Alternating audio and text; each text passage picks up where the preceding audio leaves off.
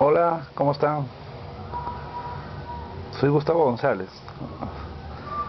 Estoy en el canal de Artefigura, en donde hacemos clases de dibujo, de pintura, y me acompañan a veces un instante en donde estoy elaborando algunos proyectos. En este caso es la colocación de la pelvis, el hueso de la cadera, utilizando eh, esta figura, e imaginándola allí en en la placa 56 del Bargué, ¿no? Debemos imaginar entonces cómo debería estar colocada allí. ¿A qué me refiero? En los estudios anatómicos necesitamos revisar inicialmente el esqueleto, ¿no? Es decir, ¿dónde estarían los puntos referenciales del esqueleto en esta famosa placa? ¿No? Tenemos acá arriba los omóplatos, ¿no? O las escápulas, que tienen una forma triangular. Por acá la espina y baja la punta hacia abajo, ¿no? Luego es lo que nos deja ver el relieve de la luz fuerte que viene desde la derecha arriba, ¿no? Luego este declive, esta especie de valle fuertísimo en la columna que llega hasta el sacro, aquí. El sacro, entonces aquí estaría colocada ya la parte principal en donde sí podemos ver el hueso de la cadera, ¿no? La pelvis. Ahí he colocado, eso es una figura en síntesis, en donde voy colocando un poco las partes principales como puntos a revisar, ¿no? Entonces tenemos el sacro, bien, entonces tenemos el sacro ahí en medio y las espinas. Las espinas, que son estas, aquí yo ya lo estoy dibujando, ¿no? Ya estoy haciendo mi elaboración en el dibujo, utilizando algún contraste, un contraste fuerte para destacar justamente esa elaboración, ¿no? Bueno, esa es la labor del taller. En arte figura tenemos entonces un libro de anatomía en donde hacemos este tipo de ejercicios también, ¿no? Son ejercicios de anatomización de obras de arte. Pero claro, hay que utilizar libros que puedan guiarnos, ¿no? Como el que yo tengo. Este es el de Arnold Moreau, de un francés, ¿no? De un francés. Es un libro antiguo, pero es muy detallado y está en castellano, que es lo que yo necesito, ¿no? Libros, pero en castellano, ¿no? Porque existen muchos libros que todos los nombres están en inglés y todo el texto está en inglés. De repente los dibujos son muy buenos, pero si yo no hablo inglés no entiendo qué me quiere decir el libro acerca de las partes, las funciones o lo que yo debería ver como estudiante, ¿no? Bueno, entonces yo propongo mi curso siempre con material en castellano. Bien, algo más aparte del aspecto anatómico, es como un ecorche. Esta parte vendría a ser la misma con piel, y esta parte derecha más bien decidí hacerla con el esqueleto. Ahora estoy trabajando con un polícromo para darle efecto de una sombra, pero que no sea demasiado opaca como el carboncillo, pero que no brille como el grafito. Pues para eso me sirve muy bien el policromo.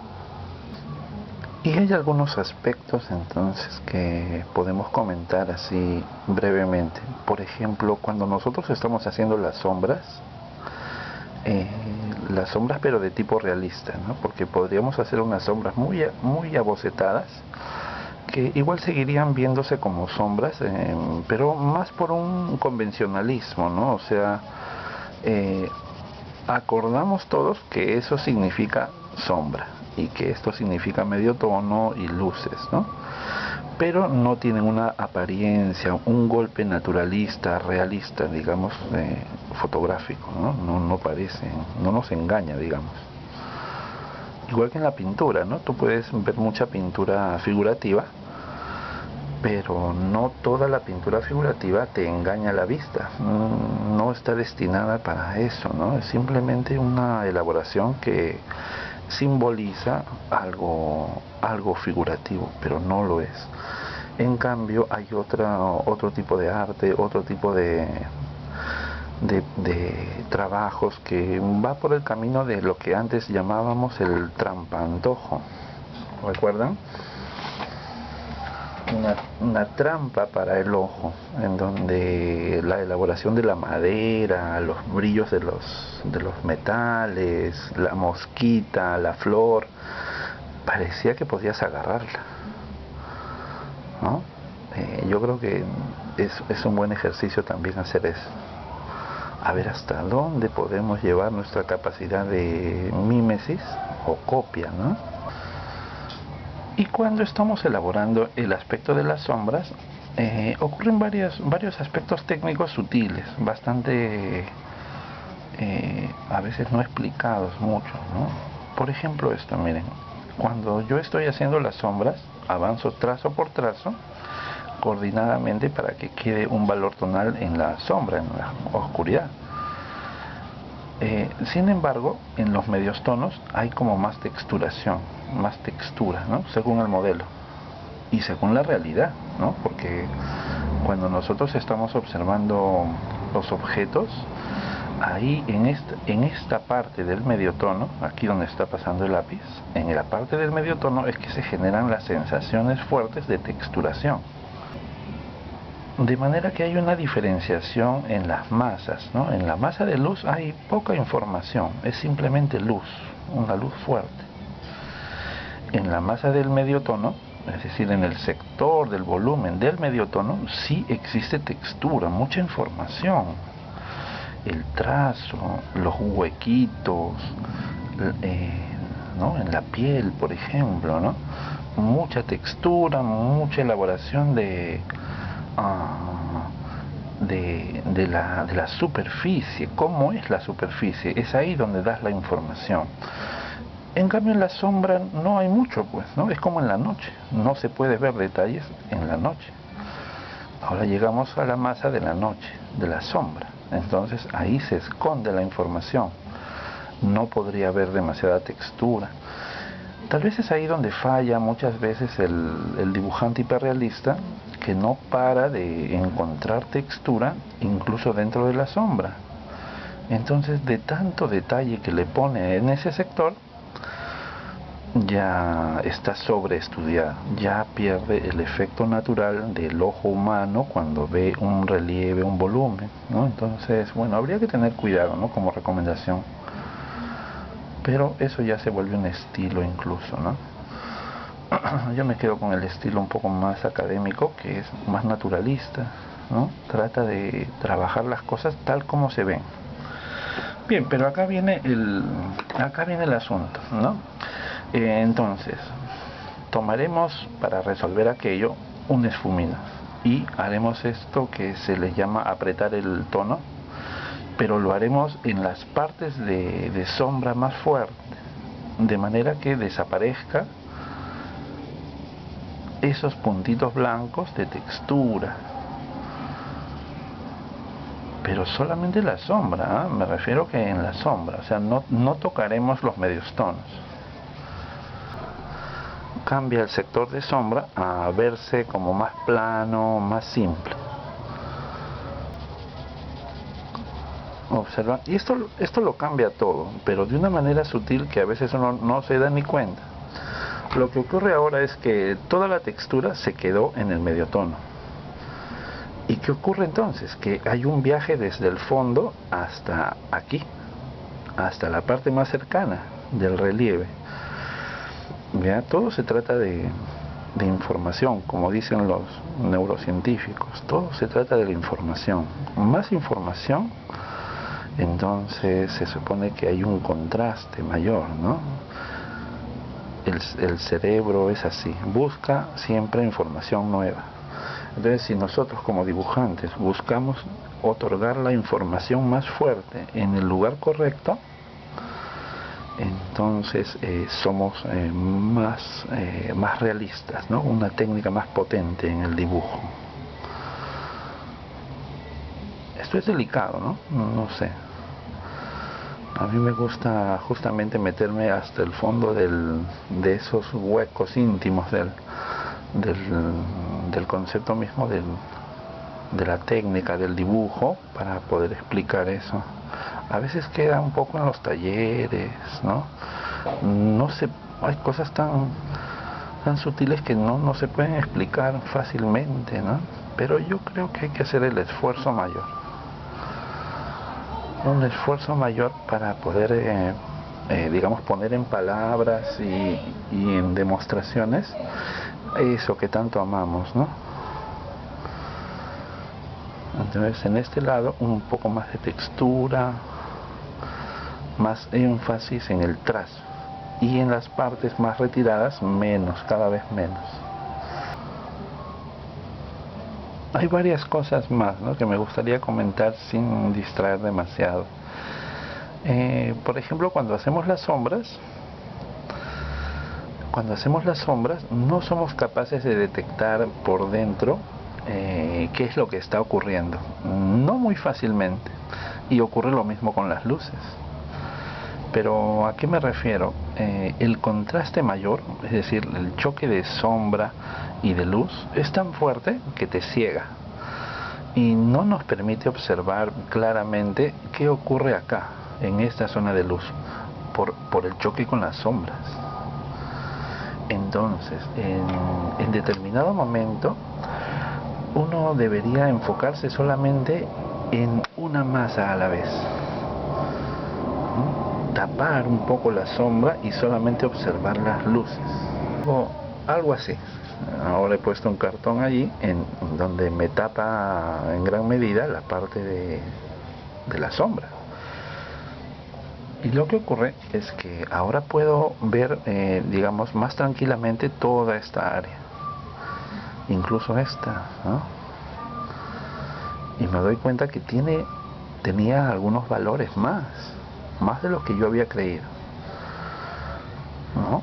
Pero ¿eso por qué ocurre? Porque eliminé el contraste fuerte.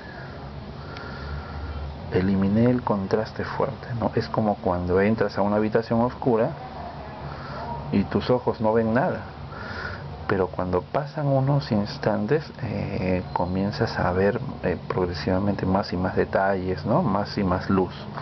Bien, lo mismo ocurriría entonces aquí. Ahora sí, a ver, si yo coloco entonces aquí este cartón oscuro en donde tapo la luz de la espalda, ahí, ya. Ahora puedo revisar la espalda, es decir, la sombra de la espalda, y puedo determinar que hay pequeños sectores de mayor oscuridad. Acá hay uno, acá hay otro, ¿no? Hasta puedo ver las pequeñas manchas cada vez más. Esto no lo podía ver. Aquí se me dificulta, ¿ven? Por el golpe de luz y sombra nos va a cegar, o como se podría decir, hace como una especie de contraste tan fuerte que convierte en algo dificultoso poder hacer el estudio apacible, ¿no? Lógico. Hay que considerar esa relatividad del contraste en el valor tonal, ¿no? Muy bien. Y fabricarnos de repente unos visores especiales para poder hacer los estudios.